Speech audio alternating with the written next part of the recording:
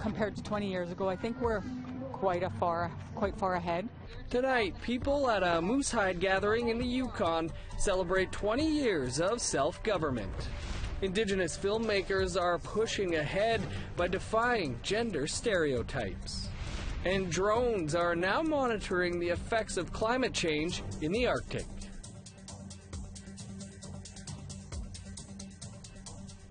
Good evening, I'm Dennis Ward. Welcome to APTN National News. Parry Sound 33 is one of the largest forest fires burning in northeastern Ontario. It currently spans over 10,000 hectares, and it has forced the evacuation of Henvey Inlet First Nation. Our state of emergency or evacuation order took effect July 21st and was in effect for 1 week, which Chief and Council reassessed at that time and extended it another week, and that was until August 3rd, and they're going to reassess probably this coming Thursday afternoon, depending on where the fire is and what the word is from the Ministry of Natural Resources and Forestry. Community leaders declared a state of emergency on July 21st due to smoke nearing the area. The community is home to around 200 people and is about 70 kilometers north of Parry Sound. Spokesperson for Henvey Inlet says the majority of people have been evacuated to Sudbury. As of right now, she says there is no set date for when people can return home. A First Nation man died while in police custody in Winnipeg on Saturday evening. Police say they were called to the central area of the city to respond to a medical call. Police were called because the individual was acting aggressively. Family identified the man on social media as 34-year-old Matthew Fosseneuve. According to police, fire and paramedics called for assistance after encountering him on the street. When police arrived, he became more aggressive. An officer then used a taser stun gun to subdue him. He then experienced a medical emergency and died in hospital. The Independent Investigation Unit of Manitoba is investigating. Any connection between the deployment of the taser and the ultimate outcome of this scenario is going to be left to the medical professionals and IIU. Earlier this year, APTN told you about a family's ongoing efforts to search for their missing loved one. Last week, the family's search for Kenny Leaf came to an end. We talked with our Ottawa reporter Annette Francis, who first brought us that story. Annette, thanks for joining us. Can you tell our viewers about Kenny Leaf? Yeah, well, 2 weeks ago, the Akwesasne Mohawk Police Service launched a ground search after receiving new information on the case. Then last Wednesday, they discovered human remains on St. Regis Island. And then on Thursday, they confirmed it was Kenny Leaf. According to the press release, this is a homicide and they're working to identify the suspects. Currently, there's a collaboration between the case between the Akwesasne Mohawk Police, the St. Regis Tribal Police, and the Quebec Investigations Unit. The police are asking anyone with information to come forward. So, Annette, who was Kenny Leaf? Well, Kenny Leaf was 50 years old. He was a father of 6 and a grandfather of 10. He went missing from Akwesasne last January, and since that time the family conducted their own searches, hoping to bring Kenny home. For months they made posters, keeping Kenny's face out there in the community, hoping someone would come forward with information. What's the family saying now that Kenny has been found? Well, they're grateful for all the support they've received over the months and thankful for the tips that came in. Right now, they've prepared a sacred fire and are waiting for his remains to be released. I spoke with Kenny's sister-in-law, Jennifer Leaf, earlier. This is what she had to say. At this point, we're really focusing on bringing him home and putting him to rest and doing that properly and honoring Kenny the way he should be honored, and at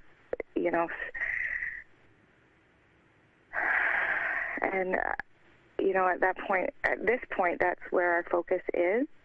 I know that in the back of our minds, justice is what we will be seeking and hoping and praying for. Okay, thanks, Annette. Troubling case. Thank you. 2 women have been arrested after hateful comments toward Indigenous people were posted on social media. One of the women is from Manitoba, the other is from Saskatchewan. Initially, Flin Flon RCMP received numerous reports of mischief to property throughout the northern Manitoba community. Several people took to a local Facebook page to vent. That venting quickly escalated into racist and threatening language against residents of First Nations communities. Both women have also lost their jobs, according to posts by their former employers. The 2 are facing charges for uttering threats and public incitement of hatred. You can find more on that story on our website. And we'd also like to hear what you think. Here's how to continue the conversation. Send your emails to news@aptn.ca. Find us online at aptnnews.ca and on youtube.com/APTN News. You can also follow APTN News on Facebook, Twitter, and Instagram for the latest Indigenous news. The Trondak-Witchin are celebrating 20 years of self-government at this year's biannual Moosehide Gathering. It's one of the Yukon's largest cultural celebrations and is held at the old village of the Han people just downriver from Dawson City. Shirley McLean has more. Every 2 years since 1993, the Han people of the Trondak-Witchin host the Moosehide Gathering, a cultural festival to celebrate the Indigenous peoples of the Yukon, Alaska, and sometimes from overseas. This year's gathering also celebrated the 20th anniversary of the Trondak-Witchin land claim and self-government agreements. Compared to 20 years ago, I think we're quite far ahead. Chief Roberta Joseph is the 4th elected chief to govern the nation under their modern-day treaty. Joseph says it's a big responsibility to manage a whole government with many departments who are trying to implement various sections of their agreements, from education to health and wellness, protection of the lands and their waterways, and economic development. When we first had our agreement, signed them off, we didn't really have a full concept of our abilities, and those abilities are really strong, and they provide a lot of responsibilities. Elder Percy Henry, now 91 years old, was one of the chiefs who traveled to Ottawa in 1973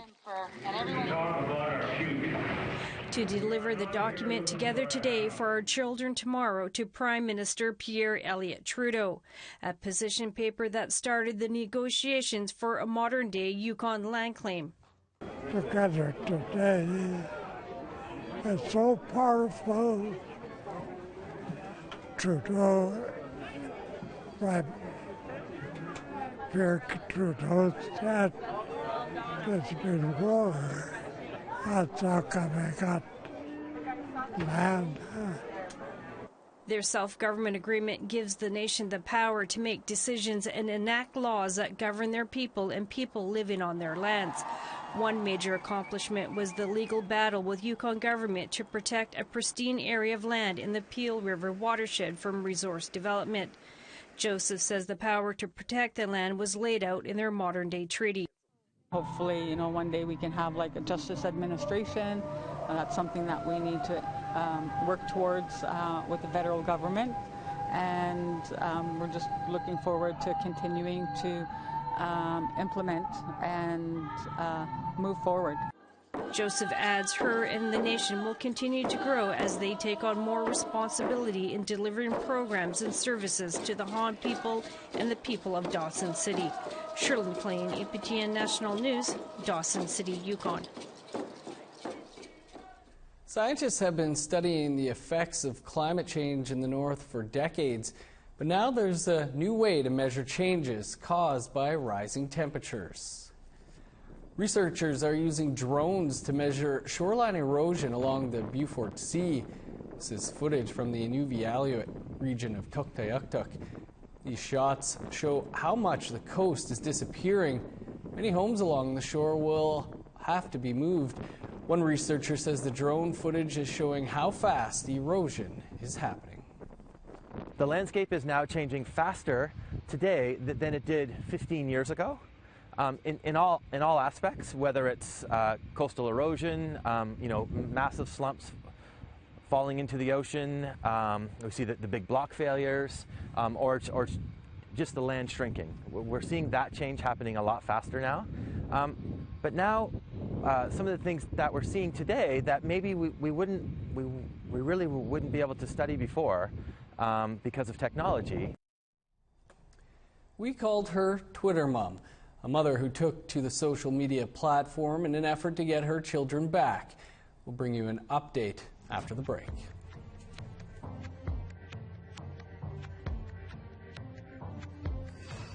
Here's a look at Wednesday's weather forecast starting on the East Coast. 31 in Charlottetown, Halifax, and Fredericton. 10 is the high for Nain, 19 for Happy Valley, Goose Bay. 23 in Val d'Or, 28 for Quebec City, 27 in Montreal. In Southern Ontario, 25 in Windsor, Sarnia, and Toronto, 24 in North Bay. 15 for Kapuskasing, 16 in Thunder Bay, 17 in Sioux Lookout. In northern Manitoba, 24 for Puckatawagan, 21 in Norway House. In Winnipeg, 22 as well as in Gimli, 24 for Brandon, 23 in Dauphin. In Saskatchewan, 31 in Swift Current, 26 in Saskatoon, Regina, and Estevan, 25 for Uranium City and Stony Rapids. Welcome back. We're going to continue with that story we first showed you yesterday about Twitter Mom, a woman who is sharing details of her life and children online, even though it's against the law. Kathleen Martins picks up the story. Yesterday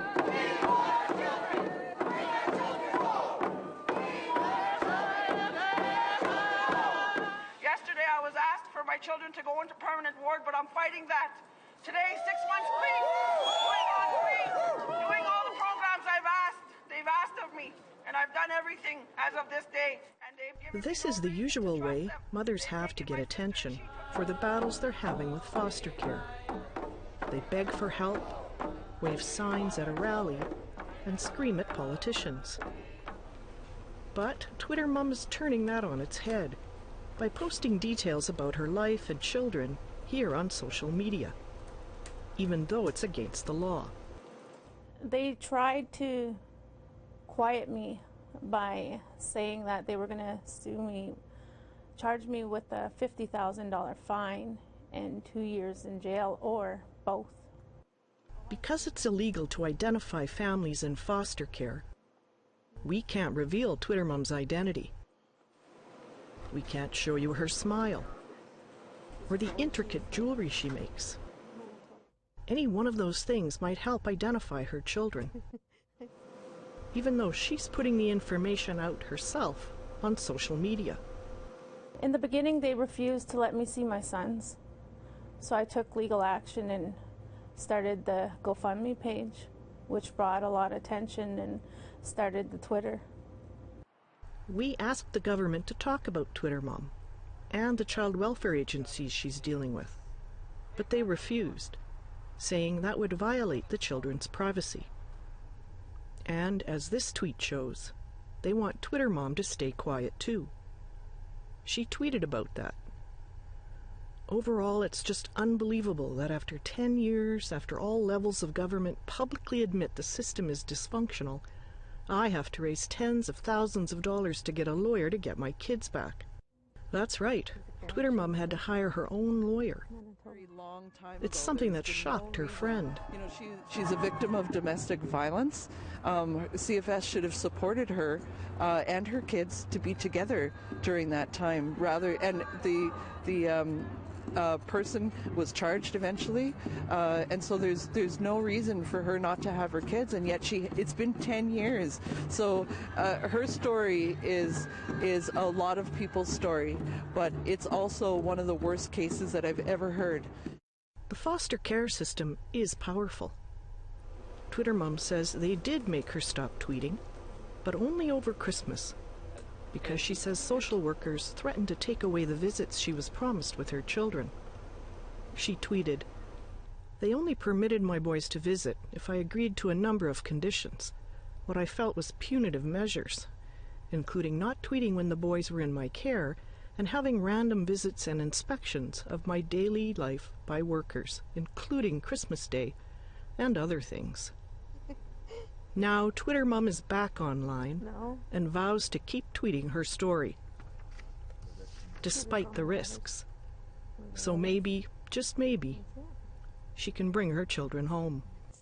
Pretty much the agency is saying I'm not cooperating, but I find that how can you cooperate with somebody who's had your kids for 10 years? So is that... I am cooperating. It's just that I'm being a voice and making it public. Kathleen Martins, APTN National News, Winnipeg. Every once in a while, there's a breakthrough in the child welfare system. Our web reporter Kathleen Martins is here with details on this case. Hi Kathleen, so you're here to talk about Twitter Mom. That's the name you gave a woman who is using the social media to reunite her family. Why are you calling her Twitter Mom? Because I can't print her name. You know, she has children in care and she's really tightly protected, and we would face big penalties, APTN, if we published her name. So we gave her that moniker, and that's where she's telling her stories online on Twitter. And so why is what she's doing so unusual? Well, because this is something we hear very little about, and for somebody to defy this privacy and go online and write tweets about everything from, I met with my social workers today, I saw my sons today, we did this and this. She posts pictures, she posts their names. All this is in direct defiance of privacy laws. Most parents just try to keep everything under wraps, do everything they're told in the hopes that's going to help reunite them with their kids. And so do you see more people taking this type of cause up?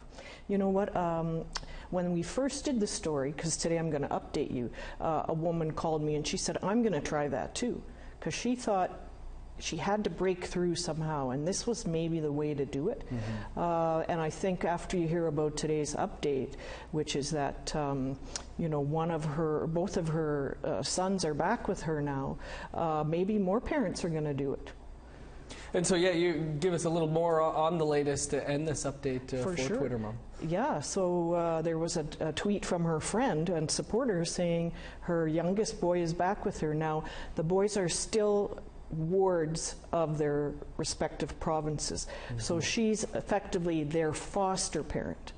So she still has to be careful. She's actually not online herself so that she can spend time with them. They're both living with her, but this is something all of them have wanted for 10 years. They've wanted to be together with Mom. And she won't say if Twitter helped, but in less than a year, both boys are back with her after she went online. Right, and good news at this point anyways in this story. And of course you can find many more details on this story at our website, aptnnews.ca. And I just want to make a quick mention that it's your final day here in Winnipeg at APTN HQ before you head out to the West Coast to continue your fine work for the company. And we bid you a fond farewell and wish you all the best. Thanks a lot, I appreciate it. Time for another quick break, but stick around, there's more to come.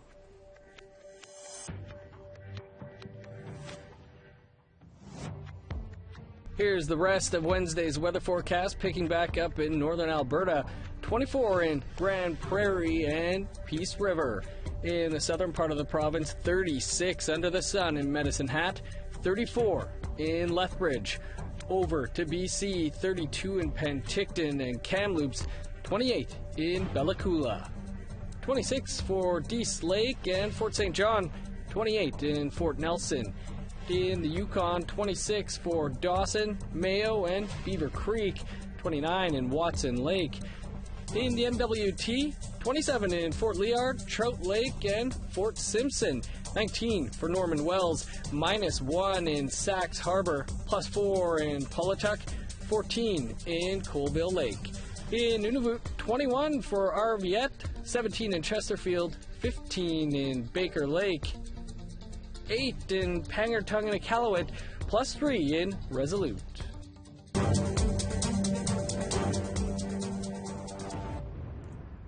Welcome back. As more Indigenous stories are making it to the big screen, there are still some characters missing. But Indigenous filmmakers are creating a more inclusive film experience. APTN's Beverly Andrews has more. Don't worry, I'm not going to let him hurt us. It's a thriller. It's an action film. It's a romance. And just like most other movies, there are bad guys and good guys. But what sets North Mountain apart is that characters falling in love are Indigenous men. Mi'kmaq filmmaker Brett Hannum says it's a story he's been thinking about for a while. When I was young, I didn't know what the term Two-Spirit was, and I didn't really know what the term gay was. So that was like a long process of figuring things out. But I do remember watching shows and movies and not really seeing myself literally anywhere. So I would always reimagine these films. Queer cinema has always existed, but did not have a strong presence in the past. LGBTQ characters are more common now than they were a couple of decades ago, but same-sex love has not been widely accepted in mainstream media yet. But Hannum and filmmakers like him are trying to change that. I had set out to tell a story that, I know it's a genre piece, but it was one of those things where I felt like if I was a kid, I would like to see something like this. I would find it kind of exciting or maybe encouraging. Cree filmmaker Thurza Cuthand has been making experimental films about sexuality, youth, love, and race for more than 2 decades.